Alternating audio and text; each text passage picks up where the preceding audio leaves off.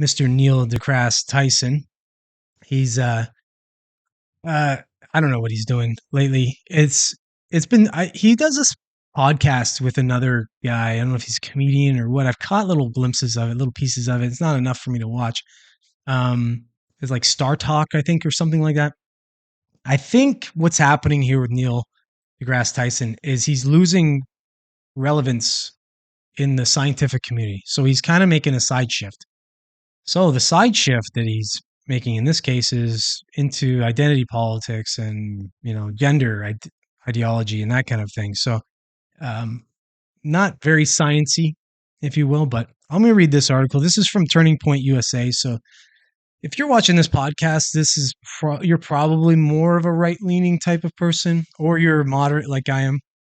Either way, you're going to find that the information that comes from someone like Turning Point USA, excuse me, on something like this is going to be a lot more favorable. So it's not going to be as, fluffy and hurt your feelings. So I'll read this. Here we go. So Neil deGrasse Tyson claims that chromosomes are insufficient in determining a person's gender. Famous astrophysicist Neil deGrasse Tyson has found himself at the center of social media storm following his comments critiquing the belief that sex and gender are binary. The viral video of deGrasse Tyson's remarks on X, which is formerly Twitter, has ignited a number of activists to accuse him of disregarding basic scientific truths. In the video, deGrasse Tyson challenges the notion that chromosomes exclusively determine a person's gender. So let me see. I think here's the video here. So I'm going to play the video, and you'll see. You'll see how kind of bad this thing is.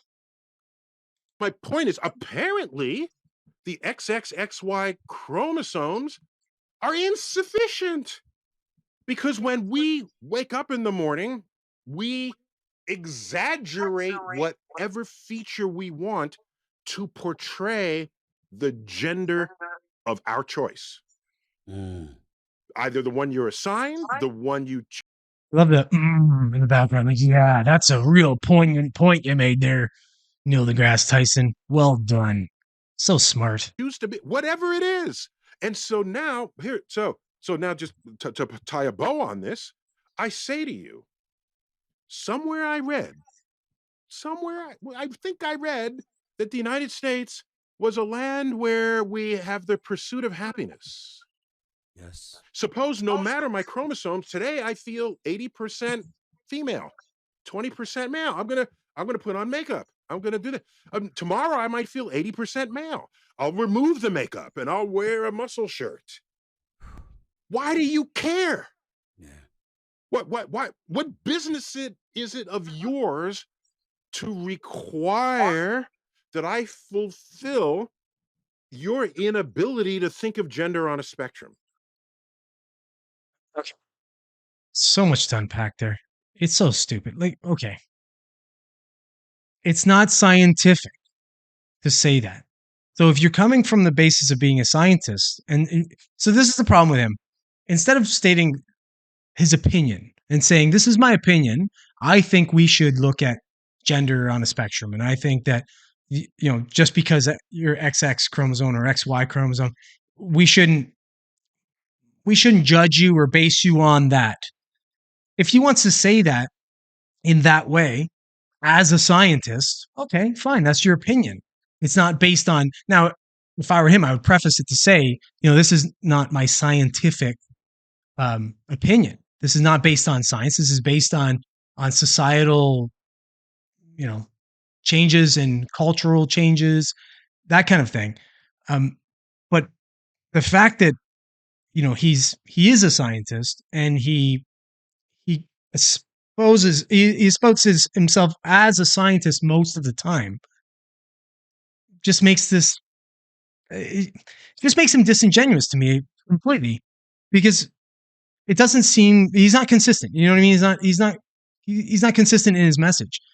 And again, like I said, I don't care. I get what he's saying at the end there, where he's saying, why do you care? Because okay, sure, why would anybody really care? I don't care if if I had a friend who I got a dude friend who decides tomorrow he's wearing a dress and some makeup, I'm gonna make fun of him, because that's what we do. But Still gonna be my friend. Same difference if suddenly somebody I've known for 20 years or something comes out as gay. I'm still gonna be his friend. Huh. What's he saying here? Okay, so Joe Pessendorfer. So do I have a Twitter account? I do. I don't really use it. Um, you should stick to the stars and leave biology alone. I agree with you. Yeah, absolutely. You should. And yeah. So sorry, I didn't see you. I was kind of in the middle of the thing there, but thanks for commenting, Joe. Yeah. Stay with your astrophysicist scientific background. Stay out of that. And if you want to make that comment, I understand everybody has opinions and everybody wants to use their platform to put out their opinions and such. The problem with him is he's so arrogant. When he says it, it's as if we're all stupid. So, X chromosome and XY chromosomes don't mean anything now because Neil deGrasse Tyson says so. Okay, I guess I'm an idiot and you're smart because you're a scientist.